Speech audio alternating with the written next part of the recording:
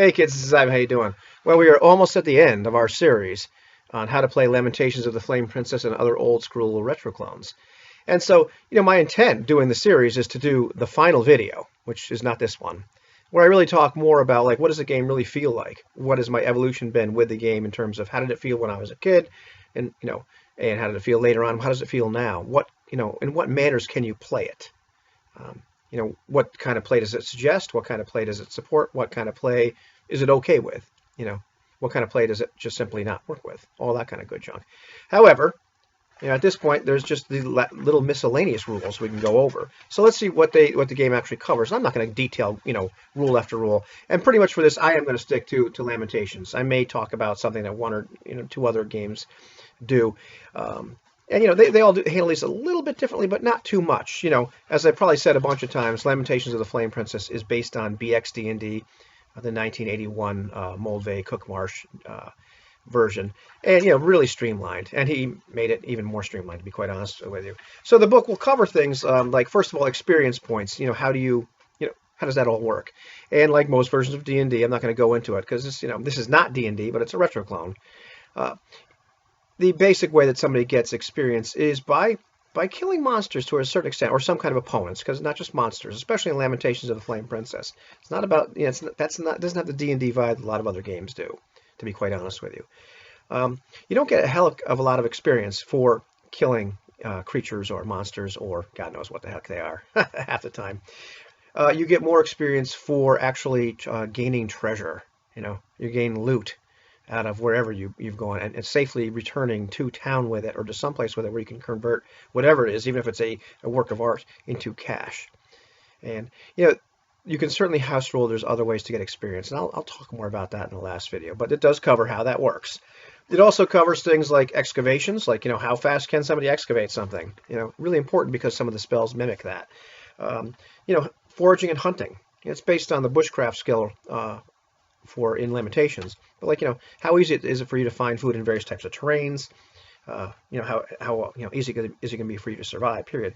Rules for getting lost when you're in the wilderness. What do you do about that? These and all these rules kind of cover like things like where you're like it's going to come up relatively frequently, but not so frequent that you need a rule for it all the time as a core rule. But it's something that you might have trouble making up as a game master on the fly. What to do about ability score loss? How does that happen? How do you regain ability scores if you do lose them? What are the effects of aging? You actually end up saving versus paralysis, or you lose points in the ability score. And you can have magical aging as well, so it becomes more important. If you're not going to play this character for years of their life, it may happen anyway. Disease, a lot of save versus poison in there. What kind of disease rules or effects of disease would happen. And these are not the gigantic Gygaxian disease rules back in the first edition DM guide. You got to look at the urinary tract infection, etc. type of infections, and that sometimes never have. It's a hoot. Falling. Standard. You take 1d6 per every 10 feet, and that caps out at 20 d6 at 200 feet. That's how much damage you're going to take. Good luck surviving that. Let's see. Starvation. You had some great rolls there, like if you're just running out of food and water, because this is a game of resource management. You manage how many arrows you have. You manage how many spells you have. You manage how many torches you have. You manage how much food you have.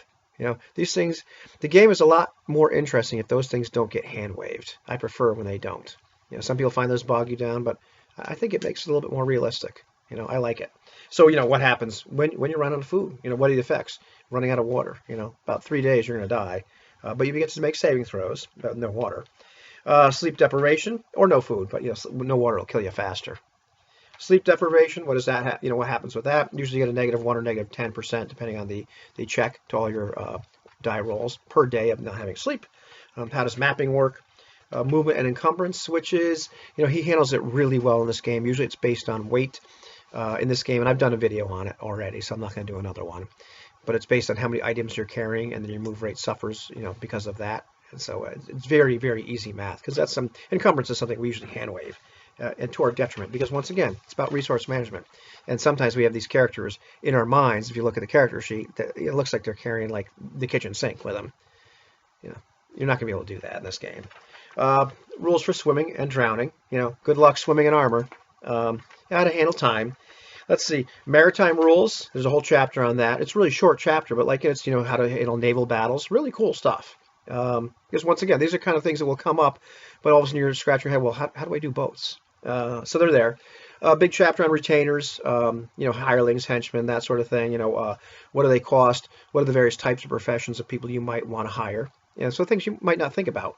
And it covers the whole morale rules in there pretty succinctly, but easy to understand. And then something I don't think I've seen in too many books, a section on property and finance and investments.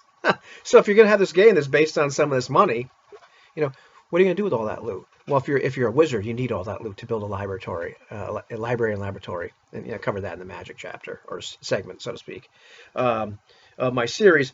But otherwise, what are you going to spend your money on? Because these characters live in hopefully in a real city doing real stuff in this imaginary world. So that's it. That's literally it. That's all the extra rules there are in the game. It is not a game with a rule for everything, but it does cover situations that just might be you might come upon relatively frequently. I mean, every couple months of actual gameplay, maybe you might stumble across a few of these, but it's not something you need a rule like all the time, big core mechanic or something. But it's something you'd probably be less comfortable making up on the fly. At least I would. So I appreciate the fact that they're in here.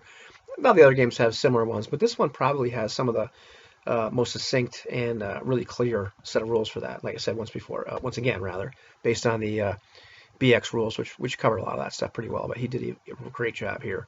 So that's it. That's the miscellaneous rules.